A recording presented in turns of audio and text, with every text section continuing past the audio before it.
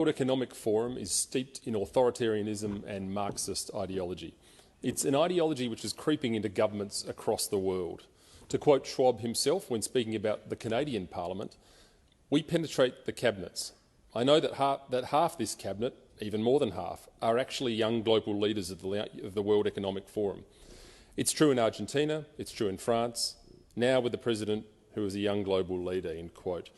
The World Economic Forum promotes globalist issues such as climate change, so-called systemic racism and sexism, and creating an online digital identity. However, closer inspection reveals the World Economic Forum is an anti-capitalist, anti-free market organisation that seeks to subvert Western values and political processes. And they are very organised and very well funded. Their message is designed to appear harmless when in fact the ideology that underpins it is revolutionary and destructive.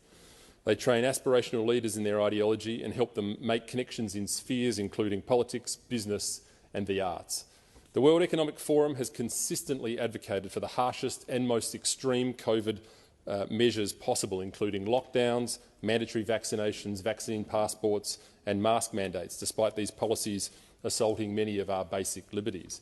At the centre of the World Economic Forum's ideology is stakeholder capitalism. Essentially, this is a theory that traditional free market capitalism ignores the dangers posed by climate change, and so the government must enforce restrictive policies to save the environment, even if that means less wealth. Why then are the forum's criticisms of capitalism always directed at Western nations rather than the great polluters such as China and India?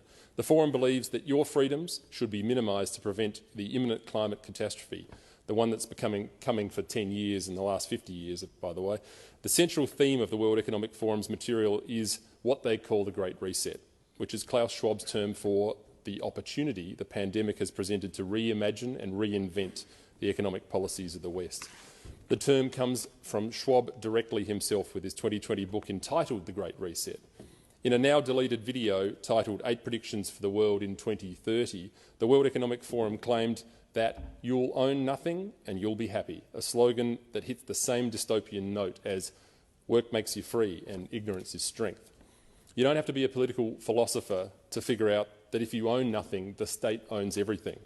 There's a word for this. It's called communism. The World Economic Forum and its affiliates shamelessly promote the abolition of private property, a central facet of Karl Marx's demented utopian ideology which led to the deaths of tens of millions of people worldwide in the 20th century. To quote Margaret Thatcher, quote, "Communism never sleeps, never changes its objectives, and nor should we." No matter how sophisticated the World Economic Forum tries to make the abolition of private property around the world sound, the fantasies of Karl Marx always lead to the crushing of individuals' liberties and lives and the expansion of the state's tyranny and power. It is imperative that we pay close attention to the World Economic Forum and do all that we can to preserve liberty and reduce government intrusion in our lives. And if we fail to do so, the anti-democratic forces in the West will continue to march on, and we may wake up to an Australia that we no longer recognise. Australians deserve to know the extent to which the World Economic Forum's influence and infiltration of our country and how far it has gone, and we're going to find out.